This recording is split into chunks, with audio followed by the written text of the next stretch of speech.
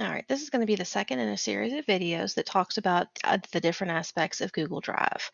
We're going to start off with Google Docs. If you don't remember what Google Docs is, look at the info card that I'm going to have in the upper right-hand corner of this video, and you should see, you should get a little bit more information about what Google Docs is compared to. All right, so let's get started. When you hear about Google Docs and you know what it's compared to, what do you think you would use it for? Let's start there. I'll give you a few minutes. You can pause this video if you need to think for longer.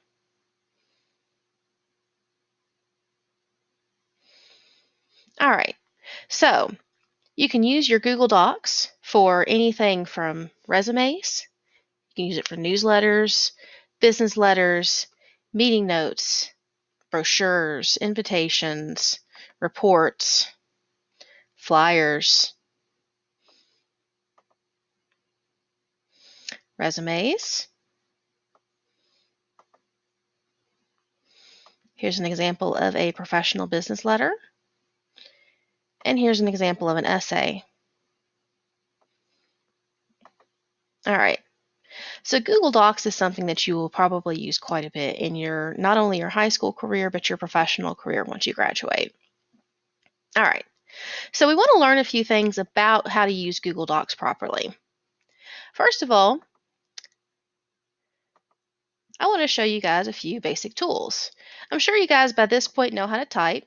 If you don't, let me know through Google Classroom so that we can get you some typing resources. I believe that I have some linked in the Google Classroom anyway, but let me know if you need some additional assistance with that.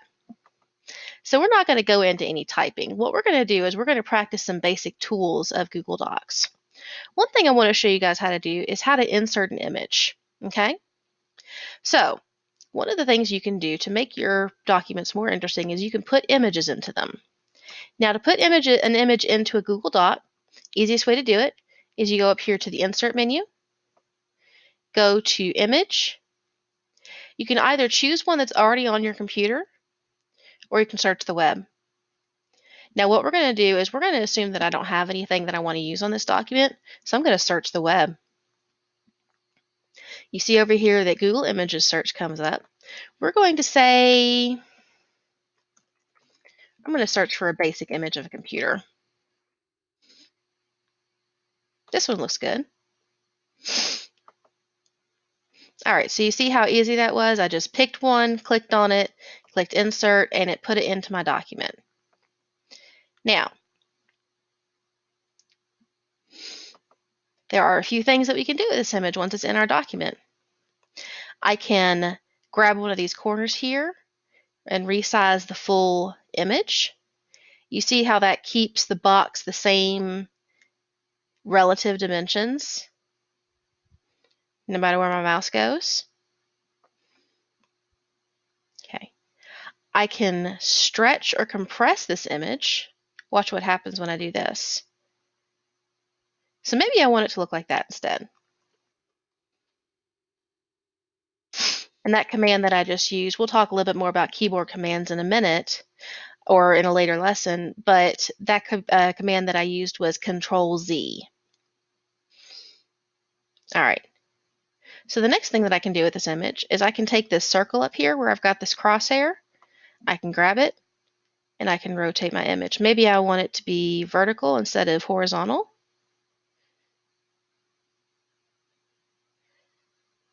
It's being a little finicky.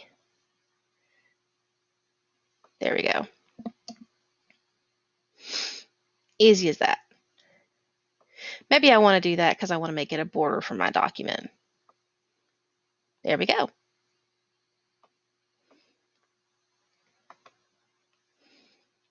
All right. Now, saving is something that's interesting. You can see up here, it says that your last edit was seconds ago.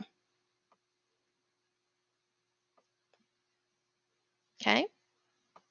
Now, what do you think that means? It means that the document recognizes that I was just editing this.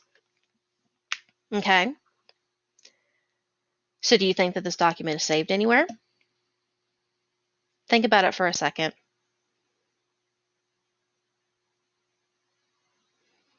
Okay, so this document, seeing that I am in Google Drive and I'm signed into my Google Drive account, this document is automatically saved.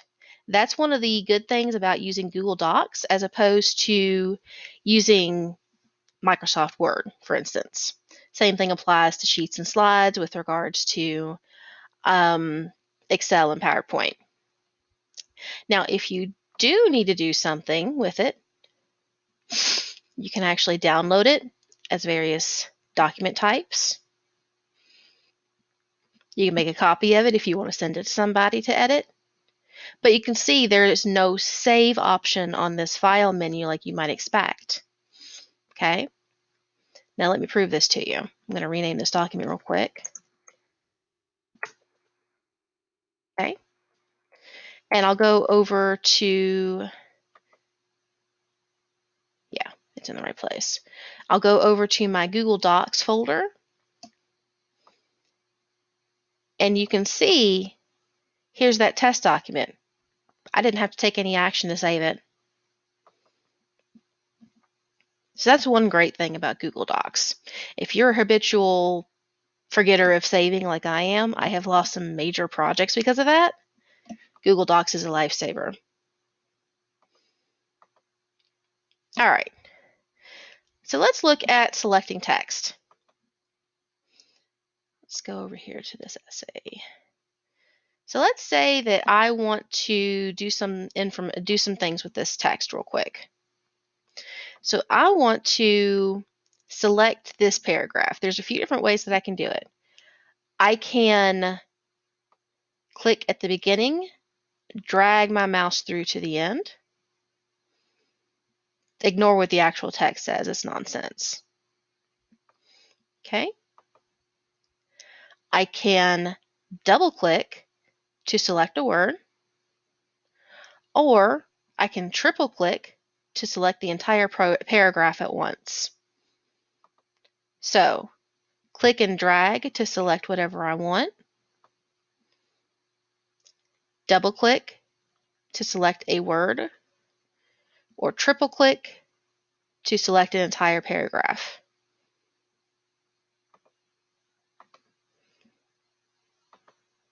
Okay. All right. Now, one thing that this particular document doesn't show is editing comments. And what I mean by that is like spell check. But let's say that I typed my entire document and I want to use spell check. I'll go up here to Tools, Spelling and Grammar, Spelling and Grammar Check. Now here's another keyboard shortcut, which we'll talk about in a later video. But you could use this instead of going through the menus if you remember it. So let's see what happens if I click on Spelling and Grammar Check. Okay, document looks good. But let's say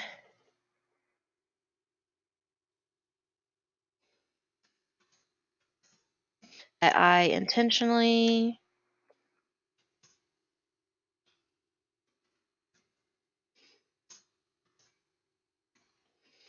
wonder if you guys noticed what happened there.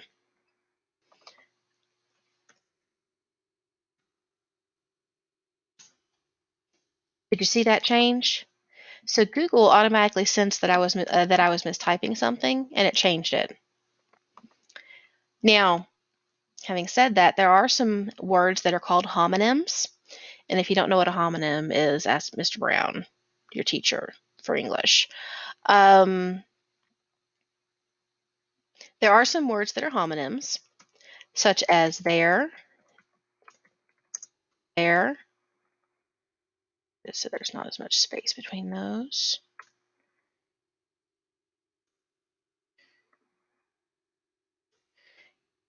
And there. Now, think for a second what the difference is between these three words, if you remember it. Okay, so there is a site, is a good usage. They're going to the theater. They're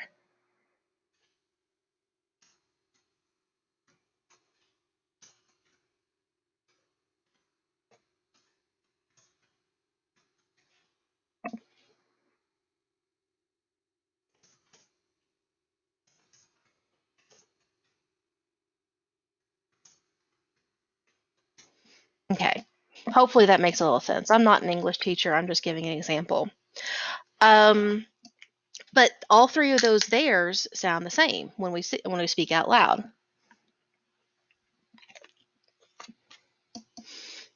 So that's what's called a homonym.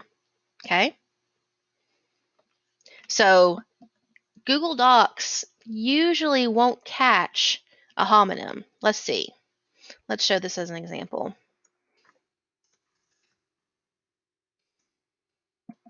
All right, you see where it's got that blue underline there? So it senses that I've done something wrong, but it's not a misspelling. I'm going to right click on that. Oh, hey, it tells me that I need to change it to there. So Google Docs is pretty good about catching stuff. It's not going to catch everything that you do incorrectly, but it is going to catch a lot of stuff. All right. You have something called a word count command. We're going to go to Tools, Word Count. So you remember this is where we also saw the spelling and grammar tool. Okay, so we're going to go to Word Count. Say we have a specific limit that we have to have this many words in our document. Okay, so now we know that this document has 449 words. Oh no, I need to make this a 500-word essay at least, so I need to add about 51 words. I can go back and edit.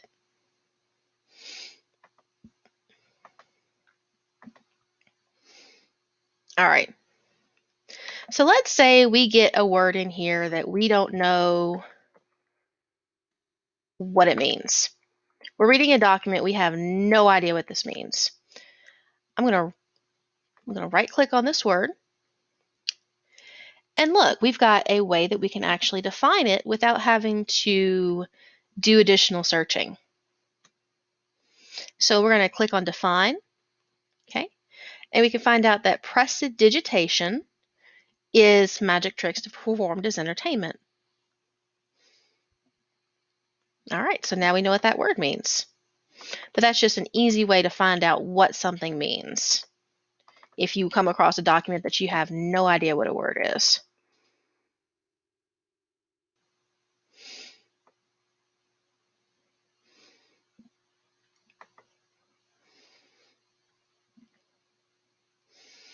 All right, so let's go back to our prestidigitation example. Let's say we want to find examples because we're writing a paper about prestidigitation. Okay, of course we did define to actually find out what it meant. Let's go to explore. All right. So here we find out that we can look at the Merriam-Webster Dictionary's definition of prestidigitation.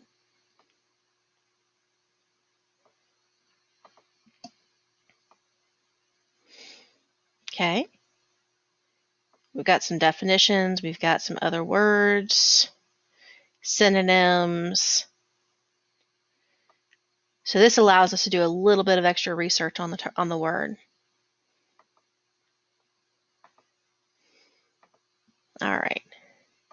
Next thing we want to do is we want to look at our cursors and our insertion points. Okay. Now, if you see this black line moving around the screen while I'm deleting text, that black line right here,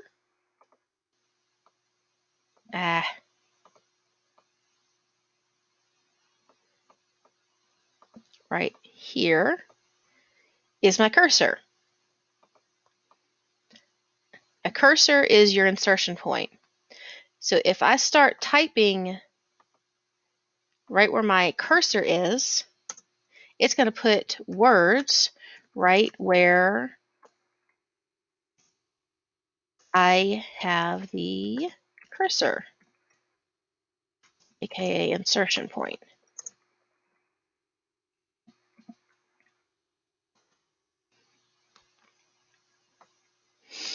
Okay, so if I were to move my insertion point or my cursor here, where do you think that my text is going to appear?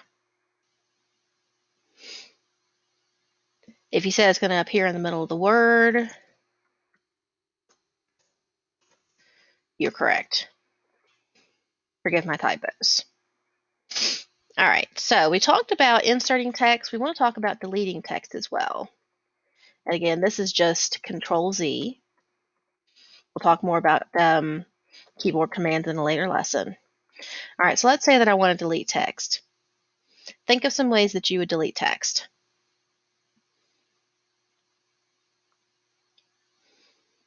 All right, I just showed one way. I Control Z'd all that text that I had inserted. Another way is you can actually use one of your clicking commands. I'd use double click there, and I can hit either the backspace key or the delete key on my keyboard. Okay. Or what I can do is I can highlight whatever text I don't want in there anymore, and I can right click and delete. We can also use cut, but that's a slightly different function.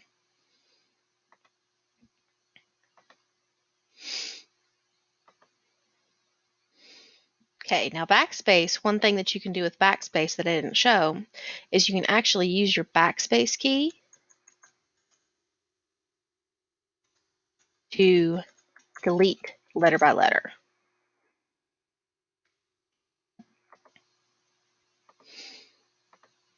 All right, we talked about selecting text, correcting mistakes. Again, we'll look a little bit closer into this when we are looking at our keyboard commands, but to correct mistakes, if you type something and you need to take it out all in one chunk, Control Z. Replacing text. Okay, now this is similar to our insertion. So let's say I'm going through my document and I want to just entirely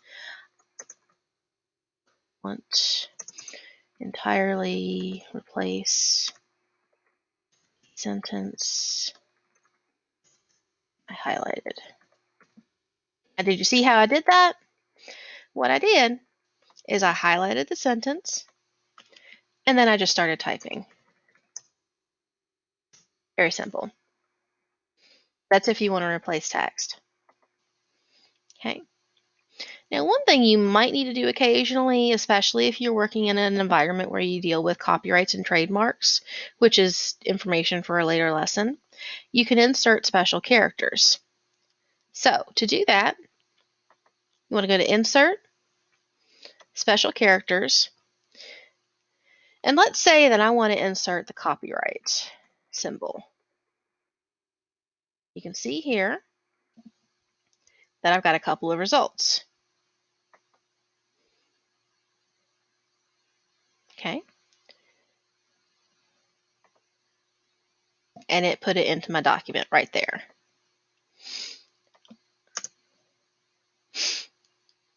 Or maybe I want to, for some reason, insert what's called an emoji or something that looks like a face. Maybe I want to insert a smiley face, but I don't know how to reference it. Do you see all my results change over here? So I'm going to select the one that I want. It inserted it into my document right there. Pretty cool. So if you don't know what a symbol is called, but you know you want to use it, you can also draw it in that little box.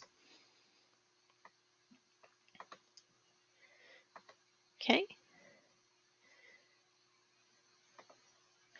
All right, so that's it for this video. Tune in next time. We'll look a little bit closer at some additional tools, the things that you can do with Word.